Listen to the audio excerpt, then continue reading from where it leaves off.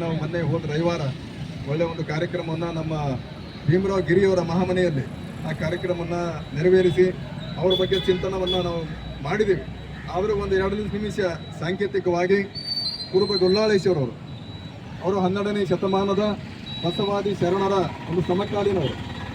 ಹಾಗಾಗಿ ಗೊಲ್ಲಾಳೇಶ್ವರ ಜೀವನ ಒಂದು ಸಂದೇಶ ಏನಿತ್ತು ಅಂತಂದರೆ ಅವರ ಮನೆತನ ಕುರಿಯನ್ನು ಕಾಯುವುದು ಭಾಳ ಭಕ್ತಿ ಶ್ರದ್ಧೆಯಿಂದ ಅವರ ತಂದೆ ತಾಯಿಗಳು ಸುಮಾರು ಲಕ್ಷಗಟ್ಟಲೆ ಕುರಿ ಅಂತ ಹೇಳ್ತಾರೆ.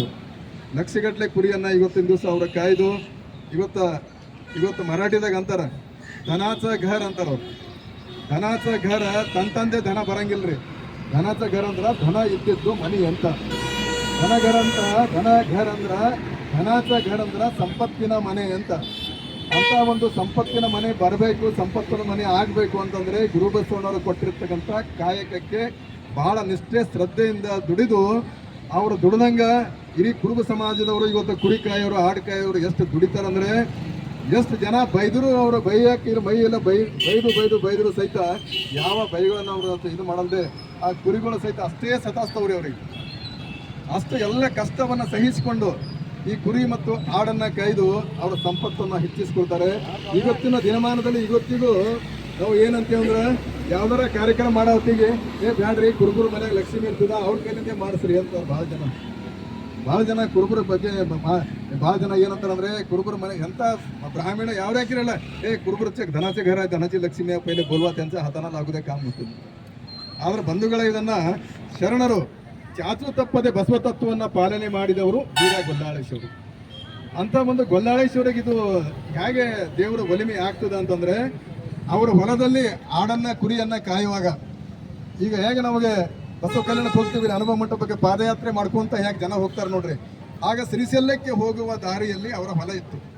ಶರಣ ಸಂಕುಳ ಏನು ಮಾಡ್ತಿದ್ರು ಅಂದ್ರೆ ಎಲ್ಲ ಸ್ವಾಮಿಗಳು ಸಂಕುಳ ಎಲ್ಲ ತೆಗೆದುಕೊಂಡು ಶ್ರೀಶೈಲಕ್ಕೆ ಪಾದಯಾತ್ರೆ ಹೋಗ್ತಿದ್ರು. ಆ ಪಾದಯಾತ್ರೆ ಹೋಗುವಾಗ ಈ ಹುಡುಗ ಸಣ್ಣ ಹುಡುಗ ಬಾಲಕ 15-18 ವರ್ಷದ ಬಾಲಕ ಇವನು ಮನಸ್ಸು ಏನಾಗ್ತದೆ ಅಂದ್ರೆ ನಾನು ಇವು ಎಲ್ಲಿಗೆ ನಡೆದಾರ ಕೇಳಬೇಕು ಅಂತ ಒಂದು ಕುತೂಹಲ ಹುಡ್ತದೆ ಮನಸ್ಸಿನಾಗ. ಸರ್ ನೀವು ಎಲ್ಲಿಗೆ ನಡೆದ್ರಿ ಅಂತ ಕೇಳಿದಾಗ ಕೆಲವು ಮಂದಿ ಅಂತಾರೆ ಏನು ಮಾಡ್ತೀವಿ ಕುರಿ ಹೋಗಿ ಬಾಜಿಗೆ ಅಂತ ತರಿಸ್ತಾರೆ. ಕೆಲವೊಬ್ರು ಏನು ಮಾತಾಡ್ತೀನಿ ನಿಂಗೆ ಅಂತ ತಿಳಿತದ ಹೋಗು ಅಂತಾರೆ. ಆದ್ರೆ ಒಬ್ಬ ಸ್ವಾಮಿ ಅದು ನಂದೇ ಸ್ವಾಮಿ ಅಂತ ಒಬ್ಬ ಹಿಂದೆ ನಮ್ಮ ಶಾಂತಯ್ಯ ಸ್ವಾಮಿ ಇದ್ದಂಗೆ ಕುಂಡ್ಕೋತ ಹಿಂದೆ ಬರ್ತಾ ಇದ್ರು. ಬರೋ ಹೊತ್ತಿಗೆ ಈ ಸ್ವಾಮಿಗರ ಕೇಳಬೇಕು ಅಂತ ತಿಳ್ಕೊಂಡು ಆ ವೀರ ಗೊಲ್ಲಾಳೇಶ್ ಏನಂತಾರೆ ಆದ್ರೆ ಸ್ವಾಮಿ ನೀವು ಎಲ್ಲಿಗೆ ನಡೆದ್ರಿ ಯಾಕೆ ನಡೆದ್ರಿ ಏನದ ಅಂದ್ರೆ ನಾವು ಶ್ರೀಶೈಲಕ್ಕೆ ನಡೆದಿದ್ದೀವಪ್ಪ. ನಾನು ಸ್ಯಾಟ್ ಹೇಳ್ತೀನಿ ಸ್ವಲ್ಪ ಹೇಳ್ತೇನೆ. ಶ್ರೀಶೈಲಕ್ಕೆ ನಡೆದಿದ್ದೀವಿ, ಅಲ್ಲಿ ಇಷ್ಟು ಲಿಂಗ ಅದ ದೇವರ ಒಂದು ಸ್ಥಾಪನೆ ಮಾಡಿದ್ದು ಆವತ್ತು ಮಹಾದೇವ ಪಾರ್ವತಿಯವರು ಸ್ಥಾಪನೆ ಮಾಡಿದ್ದದ. ಆ ದೇವರು ಸ್ಥಾಪನೆ ಮಾಡಿದ್ದು ಲಿಂಗ ಅದ, ಅದನ್ನ ಪೂಜೆ ಪ್ರತಿ ವರ್ಷ ನಾವು ಪಾದಯಾತ್ರೆ ಮಾಡ್ತೀವಿ. ಅಲ್ಲಿ ಹೋಗಿ ನಾವು ದರ್ಶನ ಮಾಡ್ಕೊಂಡು ಬರ್ತೀವಿ. ಅಂದ್ರೆ ಲಿಂಗ ಅಂದ್ರೆ ಏನ್ರಿ, ಲಿಂಗ ಅಂದ್ರೆ ಏನು ಕುತೂಹಲ ಹುಡ್ತದ. ಲಿಂಗ ಅಂದ್ರೆ ಹಿಂಗೆ ಕೊರಳ ಲಿಂಗ ಕೈಯಲ್ಲಿ ಲಿಂಗ ಇರ್ತದ, ಕೊರಳ ಕಟ್ಕೋಬೇಕು, ಅದು ಪೂಜೆ ಮಾಡಬೇಕು. ಇದು ಗುರು ಬಸವಣ್ಣವ್ರು ಕಲಿಸಿದ್ದು ಒಂದು ಪದ್ಧತಿ ಪ್ರಕಾರ ನಾವು ಮಾಡ್ತೀವಿ ಅಂತಂದಾಗ ನನಗೂ ಲಿಂಗ ಬೇಕ್ರಿ, ನನಗೂ ಲಿಂಗ ಬೇಕು ಅಂತಂದ್ರೆ ನೀನು ಲಿಂಗ ಬೇಕಾದ್ರೆ ಲಿಂಗ ಹಂಗೆ ಸಿಗಲ್ಲಪ್ಪ. ಲಿಂಗಕ್ಕೆ ಹಣ ಬೇಕು, ಲಿಂಗಕ್ಕೆ ದುಡ್ಡು ಬೇಕು, ಲಿಂಗಕ್ಕೆ ಸ್ವಲ್ಪ ದುಡ್ಡು ಬೇಕು ಅಂದಾಗ ಅವ್ರು ಏನು ಮಾಡ್ತಂದ್ರೆ ಬಂಗಾರ ನಾಣ್ಯ ಇತ್ತು ರೀ ಮನೆಯಾಗ ಹುಟ್ಟಲಿಲ್ಲ. ಅಲ್ಲಿ ನಾನು 4 ಬಂಗಾರ ನಾಣ್ಯ ತಂದು ಆಮೇಲೆ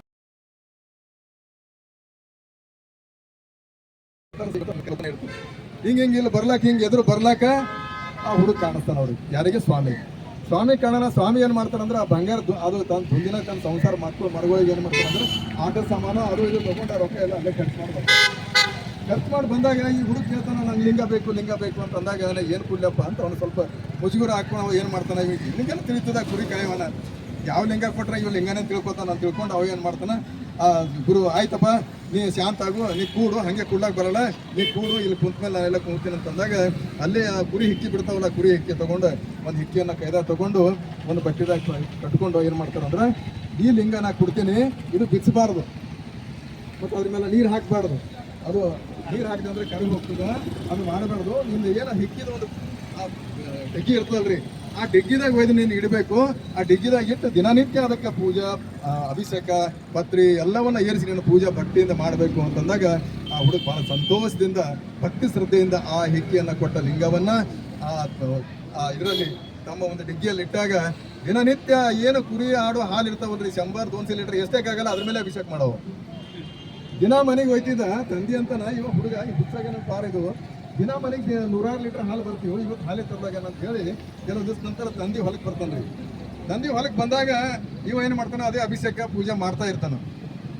ಅಭಿಷೇಕ ಪೂಜೆ ಮಾಡೋ ಹೊತ್ತಿಗೆ ಇದು ಏನು ಮಾಡ್ತಿದ್ವಿ ಅಂತ ಅನ್ನೋದು ಇದು ಸಿರಿಸೆಲ್ಲ ಮಲ್ಲಿಕಾರ್ಜುನ ಲಿಂಗ ಅದ ಅಂತ ನಾವು ಇಲ್ಲೇ ಲಿಂಗ ಇರ್ತದೋ ಹೊಲದಾಗ ಕುರಿ ಹಿಕ್ಕಿದ ಲಿಂಗ ಇರ್ತದ ಅಂತ ಏನು ಮಾಡ್ತಾನೆ ಅವ್ರು ತಂದೆ ಕಾಲಿನ ಹಿಂಗೆ ಒದ್ದು ಬಿಡ್ತಾನೆ ರೀ ಅದು ಕಾಲಿನಿಂದ ಕುರಿ ಆ ಡಿಗ್ಗಿಗೆ ಒದ್ದಾಗ ಏನಾಗ್ತದೆ ಅವನಿಗೆ ಮಗನಿಗೆ ಸಿಟ್ಟು ಬಂದಿರ್ತದೆ ಏನು ನಾನು ಪೂಜೆ ಮಾಡೋಣ ನನ್ನ ದೇವರಿಗೆ ನನಗೆ ನನ್ನ ತಂದೆ ಯಾರು ತಂದೆ ಇರಲಿ ಏನೇ ಇರಲಿ ಇದು ಒದ್ದನಲ್ಲ ಅಂತ ತಿಳ್ಕೊಂಡು ಅವ್ನ ಕೈದಾಗಿಂದೇ ಅದಕ್ಕೆ ಕೊಡ್ಲಿಕ್ಕೆ ಅವನು ಒಬ್ಬರ ಕೈದಾಗ ಅವ್ನ ಕತ್ತಿ ಗೊಂಗಡಿ ಇದ್ದೇ ಇರ್ತಾವೆ ತಗೊಂಡು ಹೊಡೆದಂತ ಕುತ್ತಿಗೆ ಹೊಡೆದಾಯ್ತಲ್ಲ ಹೊಡೆನೇ ಹಾರ್ತು ಅಂತ ಅದು ಪುರಾಣಗಾರರು ಪ್ರವಚನದಾರ ಬರ್ತಾ ಇರ್ತಾವ ಆದರೂ ಆ ಭಗವಂತನ ಒಲೆ ಮೇಲಿಂದ ಮತ್ತೆ ಅದು ಅವರ ತಾಯಿ ಮನೆಯಿಂದ ಓಡ್ಕೊತ ಬಂದು ಯಾಕೆ ಹಿಂಗೆ ಮಾಡಿದೆ ಅಂದಾಗ ನಾನು ಲಿಂಗಯ್ಯನಿಗೆ ಹಿಂಗೆ ಹೋಗಿನ ಕಡೆ ನಾನು ಹಿಂಗೆ ಮಾಡಿದೆ ಅಂದಾಗ ಒಳಗಿಂದ ಲಿಂಗಯ್ಯನೇ ಪ್ರತ್ಯಕ್ಷ ಆದ ಅಂತ ಆ ಪ್ರವಚನಕಾರರು ಪುರಾಣಕಾರರು ಹೇಳ್ತಾರೆ ಆ ಭಗವಂತನ ಶ್ರೀಶೈಲ ಮಲ್ಲಿಕಾರ್ಜುನನೇ ಪ್ರತ್ಯಕ್ಷ ಆಗಿ ಮತ್ತೆ ತಂದೆಗೆ ಹೆಂಗದ ಹಂಗೆ ಸ್ವರೂಪವನ್ನು ಕೊಟ್ಟು ಅದು ಒಂದು ಬೆಳವಣಿಗೆ ಆಗ್ತು ಅಂತ ಬರ್ತದೆ ಆದರೆ ನಮ್ಮ ಶರಣರ ಪ್ರಕಾರ ನಮ್ಮ ಇದ್ರ ಪ್ರಕಾರ ಅವ್ರು ಏನು ಹಿಕ್ಕಿಯಲ್ಲಿ ಪೂಜೆ ಮಾಡ್ತಿದ್ರು ಗುರು ಬಸವಣ್ಣನ ಸಂದೇಶವನ್ನು ಅವ್ರ ಕಿವಿಗೆ ಮುಟ್ಟ್ಯದ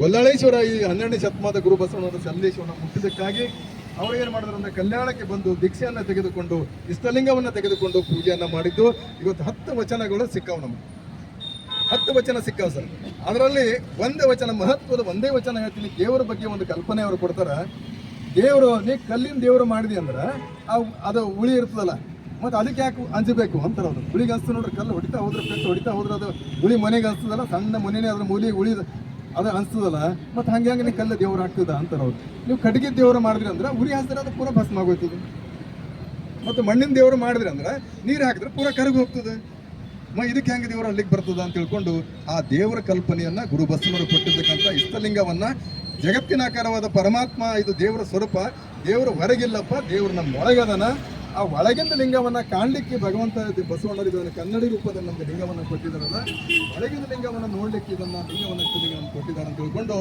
ಇವತ್ತು ಗೊಲ್ಲಳೇಶ್ವರ ಅವರ ಪೂಜೆಯನ್ನ ಮಾಡಿಕೊಂಡು 10 ವಚನವನ್ನು ಬರೆದು ತಮ್ಮ ಜೀವನವನ್ನು ಸಾರ್ಥಕ ಮಾಡಿಕೊಂಡು ಇಡೀ ಇವತ್ತಿಗೂ 3 ಸಲ ಜಾತ್ರೆ ಆಗ್ತದ್ರಿ ಇದೇ ಗೊಲಗೇರಿ ಇಲ್ಲೇ ಸಮೀಪದ ಸಿಂದಗಿ ತಾಲೂಕು ಗೊಲಗೇರಿಗೆ ಯಾರು ಅವಾಗ ನೋಡ್ಬೋದು ಅಲ್ಲಿ ದಳವಾರ ಅಂತ ಒಂದು ಸಣ್ಣ ಹಳ್ಳಿ ಇದೆ ಅಲ್ಲಿ ಹುಟ್ಟಿದ್ರು ಗೊಲಗೇರಿಯಲ್ಲಿ ಅವರ ಒಂದು ಸಮಾಧಿ ದೇವರ ಒಂದು ಜಾತ್ರೆ ರಥೋತ್ಸವ ಆಗ್ತದ ಲಕ್ಷಗಟ್ಟಲೆ ಜನ ಸೇರ್ತಾರೆ ಅವರು ಮೂರು ಸಲ ಜಾತ್ರೆ ಮಾಡ್ತಾರೆ ವಿಶೇಷವಾಗಿ ಇವತ್ತು ಅಮಾವಾಸ್ಯೆ ದಿವಸ ಅವರು ಹುಟ್ಟಿದ್ದ ಒಂದು ಹಬ್ಬವನ್ನು ನಾವು ಇವತ್ತು ಆಚರಣೆ ಮಾಡ್ತಾ ಇದ್ದೇವಲ್ಲ ಅಂತ ವೀರ ಗೊಲ್ಲಾಳೇಶವರು ಬಸವಾದಿ ಶರಣರನ್ನ ಇವತ್ತು ಒಪ್ಕೊಂಡು ಎಲ್ಲ ಶರಣರ ಜೊತೆ ಅವರನ್ನು ಒಡನಾಡಿನಲ್ಲಿ ಕಾಯಕವನ್ನು ಮಾಡಿ ತಮ್ಮ ಜೀವನವನ್ನು ಸಾರ್ಥಕ ಮಾಡ್ಕೊಂಡಾರಲ್ಲ ಅಂತ ಒಂದು ಸಾರ್ಥಕ ಶರಣರ ಜೀವನ ನಾವು ಪೂಜೆ ಮಾಡಿ ಅವರನ್ನು ನೆನೆಸಿ ನಮ್ಮ ಜೀವನವನ್ನು ಸಾರ್ಥಕ ಮಾಡ್ಕೋಬೇಕು ಅಂತ ಹೇಳಿ ಇವತ್ತು ನಾವು ಗೊಲ್ಲಾಳೇಶ್ವರನ್ನ ನೆನೆಸ್ಕೊತಾ ಇದ್ದೀವಿ.